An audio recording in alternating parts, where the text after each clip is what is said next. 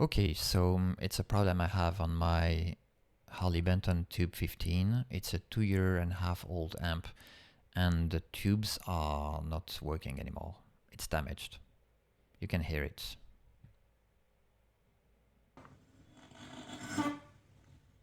There is no input.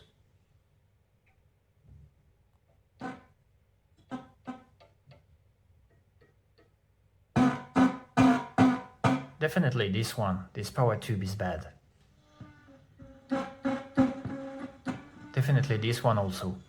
I can feel the heat. It's warm now.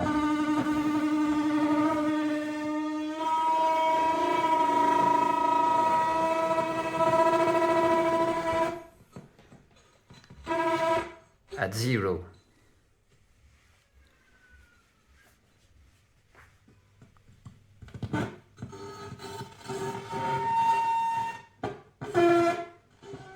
Okay, not usable.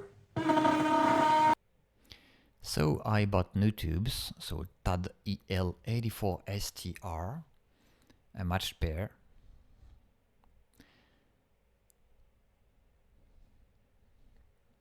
From a famous German shop, online shop, and JJECC83S, 3 of them. And now it's working really better. Here is the datasheet of the EL84STR, because those ones need a BIOS adjustment. So it is a 12 watt. And you can see the bottom view of the pinout. We are using in the measurement the pin 3 cathode and pin 7 anode or plate. Pin 3 and 7, okay, the ones we will use.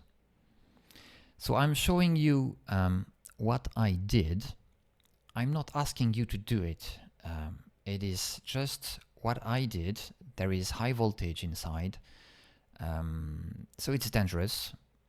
So don't do it at home. Don't do it at home. Don't do it at home. This is only what I did. Just asking also if there are experts to tell me if I did it right, if I did the good measurement. I have no real background. Everything I did is from this website. Thank you for the person who did it. And there is a good calculator that I used. I have numbered the measurements. Number 1 is I had to enter the tube name, so EA84 12 watts. Then number 2, it's the plate to cathode measurement. This is the number 2 measurement. I will explain how I did it. Number 3 is number of tubes per measurement. There is only 1 tube per measurement. It's not changing any more than in the rest. Number 4, it's the measurement for voltage across cathode resistor. I will explain how I did it. Then number 5, cathode resistor measurements. I will explain how I did it. And then calculate buttons, and it gives the percentage of the dissipation per tube. Their recommendations, 70% they say. I did it to 50%, which is somehow a cold bias for an AB fixed bias amplifier. So that's the method I used, how I did it.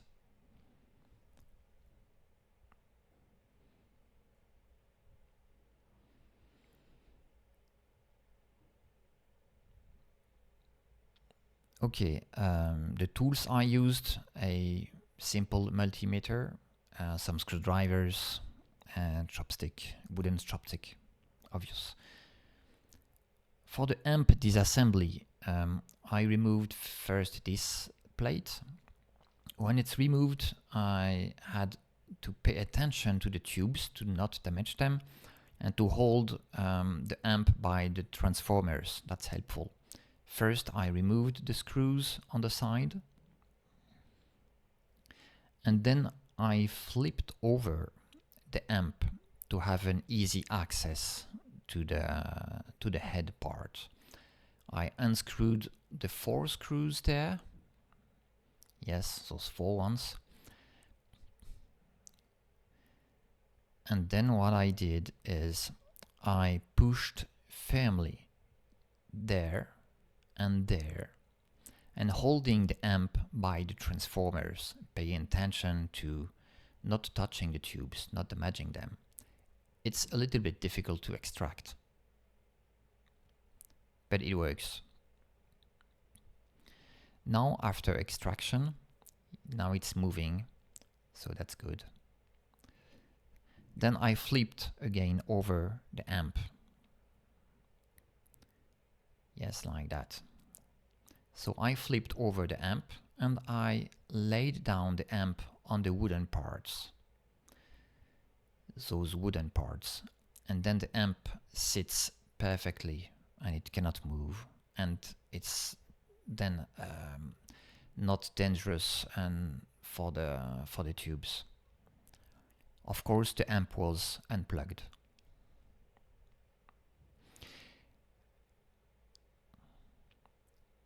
Again, high voltage inside, even if it's unplugged.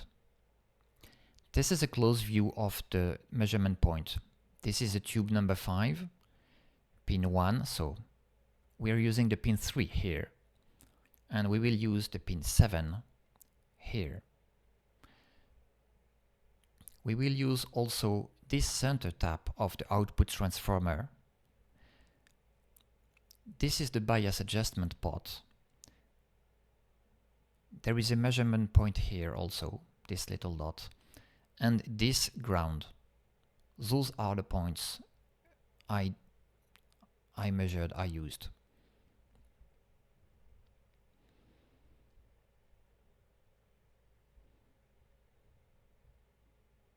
Yes, this is how to adjust the bias using a little screwdriver. Let's first do this measurement 5, the cathode resistor. So I took a multimeter. So the amp is warm but unplugged and switched off for about 2 minutes, but it's warm, it worked before 15 minutes. Resistor measurement to center tap of the output transformer to pin 7. This measurement is then valid for the lifetime of the transformer.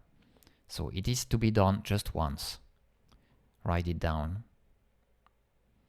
Then we do the measurement of number 2, plate to cathode voltage. Beware, it is high voltage. The amp is switched on and warm, about 15 minutes, high voltage. So caliper to 600 volts here. Measurement between pin 7 and pin 3. Don't touch anything here. Just for the video, it was unplugged completely. So I paid attention, and don't do it. This is a measurement you have to do each time you change the pot, the bias pot. You have to enter the value then and press calculate. This is now measurement number 3. Sorry, measurement number, yeah. So that's the voltage cathode to plate transformer.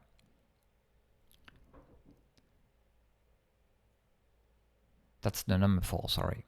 Center tap of the transformer and pin 7. And this measurement, you have to do it each time you change the bias pot.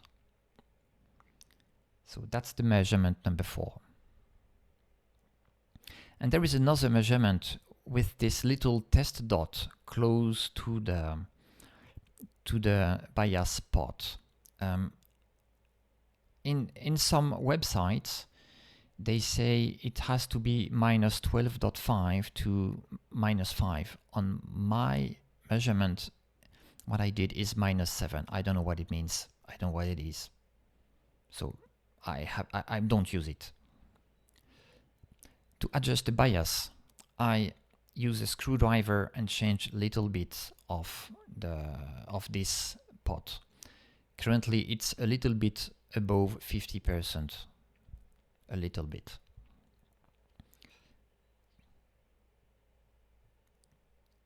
So those are the points: center tap, pin 7, pin 3,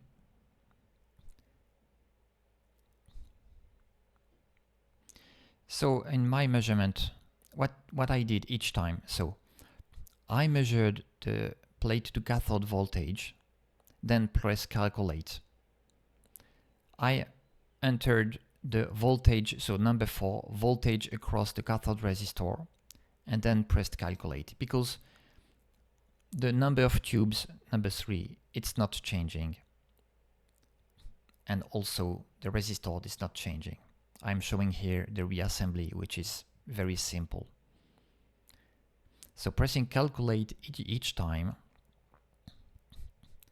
is needed to make the calculation from the website. So reassembly is pretty easy, and then screw again the 4 screws, the side screws, and this little back plate. So in the measurements here, again, what I did is measured once the measurement number 5, which is the cathode resistor, 106. So it is forever.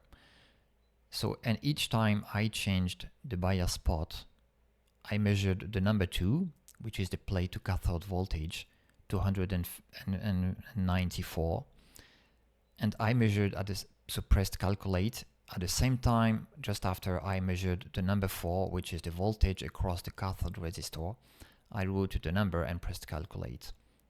That's it. Take care and don't do it.